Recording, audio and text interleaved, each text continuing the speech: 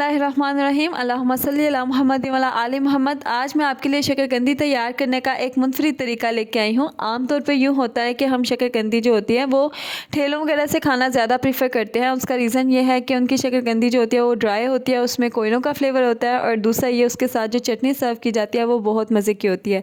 तो आज मैं आपको उसी फ्लेवर के साथ घर में शकरकंदी तैयार करना सिखाऊंगी और एडिशनल आपको चटनी की रेसिपी भी सिखाऊंगी। तो चलते हैं रेसिपी की तरफ। यहाँ मैंने 2 किलो शकरकंदी ली है। आपने इसको अच्छे तरीके से वॉश कर लेना है और इसके बाद आपने इसकी जो साइड्स वगैरह होती हैं उनको रिमूव कर लेना है। उससे ये होता है कि बाद में इसको स्टीम करने के बाद इसकी जो साइड्स होती हैं उनको रिमूव नहीं करना पड़ता, ये बिल्कुल साफ़ सुथरी रहती है। तो यहाँ पे आप देख रहे हैं मैंने इस तरीके से इसके दोनों जो साइड्स हैं उनको रिमूव कर लिया है। 1 बाय 1 आप इसी तरह सारी जो शकरकंदी है उसकी साइड्स रिमूव कर लें। ये अल्लाह ताला की बहुत खास नेमत है। अगर आपको शुगर का मसला है, आपको किडनीज़ का मसला है, खुदा न खास्ता मैदे का अल्सर है, तो ये उस सब के लिए बहुत ज़्यादा फ़ायदेमंद है। तो इस तरह आप देख लें कि सारी साइड्स इसकी रिमूव हो गई हैं। अब हम इसके बाद चलते हैं रेसिपी की तरफ कि इसको हमने किस तरीके से स्टीम करना है कि ये जल्द अज जल्द जो है वो तैयार भी हो जाए और इसमें पानी भी ना रहे। तो अब यहाँ पे आपने एक बर्तन ले लेना है, आप पैन ले लें, कढ़ाई ले लें, उसमें आपने शकरकंदी को एडजस्ट कर लेना है। आपने जितनी भी बनानी है आप इसको अच्छे तरीके से इस पर एडजस्ट कर लें।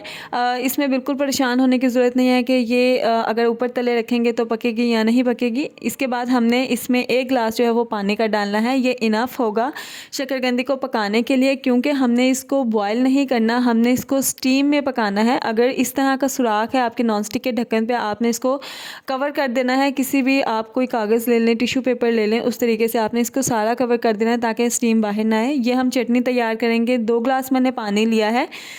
पानी को आपने थोड़ा सा गर्म करना है, उसमें इमली ऐड करनी है। आपने इतना गर्म करना है कि इमली जो है वो सेपरेट हो जाए, ताकि हम जो है इसकी जो गुठलियाँ होती हैं उनको अलग कर सकें। आप फोक ले लें, उसकी मदद से इसको अच्छे तरीके से मिक्स करें। अब यहाँ पे आप देख लें कि मैंने इसका पल्प सारा सेपरेट कर लिया है और इसके अलावा सिर्फ गुठलियाँ बाकी रह गई हैं। अब आपने जो पल्प है उसको दोबारा से सॉस पैन में डालना है और इसको पकने देना है। इसके बाद हम इसमें ड्राई स्पाइसेस ऐड करेंगे। ये हमने इसमें नमक ऐड किया है, इस पर जायका होता है। ये सुर्ख मिर्च का पाउडर है, ये ½ टीस्पून है, ये इनफ होगा। ½ टीस्पून टर्मरिक पाउडर है या हल्दी पाउडर कह लें। इसके अलावा हमने इसमें रेड चिली फ्लेक्स ऐड किए हैं ½ टीस्पून। उसके बाद आपने इन मसालों को पकाना है। इसमें हम चीनी ऐड करेंगे। चीनी 1 प्याली ले लें। इससे ये होगा चटनी जो है वो बिल्कुल इसमें खटास नहीं होगी, ये खट्टी मीठी चटनी बन जाएगी जिस तरह की ठेलों पर सर्व की जाती है। ये मैं इसमें कॉर्नफ्लोर ऐड करूँगी।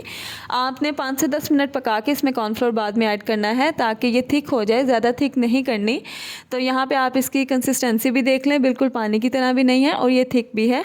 तो ये हमारी मज़ेदार सी चटनी तैयार हो गई है। जब आप इसको बनाएंगे तो आप हैरान हो जाएंगे कि ये बिल्कुल उसी फ्लेवर के साथ है जिस तरह की सर्व की जाती है। तो ये हमारी शकरकंदी भी तैयार हो गई है।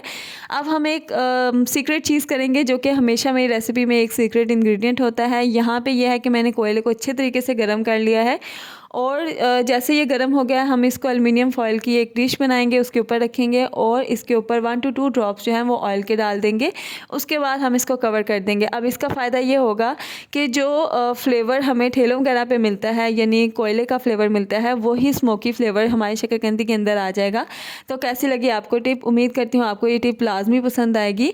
तो अब आपने इसको सिर्फ 1 मिनट का स्मोक देना है और उसके बाद आपने इसके अंदर से कोयला हटा देना है। ये देख लें कि माशाल्लाह कितनी ज़बरदस्त हमारी शकरकंदी तैयार हो गई है और ये इसमें बिल्कुल भी पानी नहीं है, बिल्कुल ड्राई है। आपने इसको कट भी अगर आप करेंगे तो ये बिल्कुल अच्छे तरीके से कट हो जाएगी।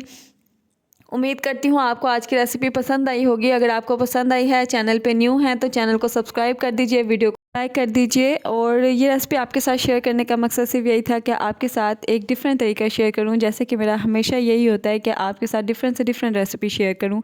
तो ये आप इसकी फ़ाइनल लुक देख सकते हैं कि माशाल्लाह कितनी ज़बरदस्त इसकी फ़ाइनल लुक आई है। अगर आपको ये रेसिपी पसंद आई है तो कमेंट में लाजमी बताएं कि आपने ये ट्राई की है या नहीं, और नेक्स्ट आप कौन सी रेसिपी या फिर रेमेडी डिमांड करते हैं।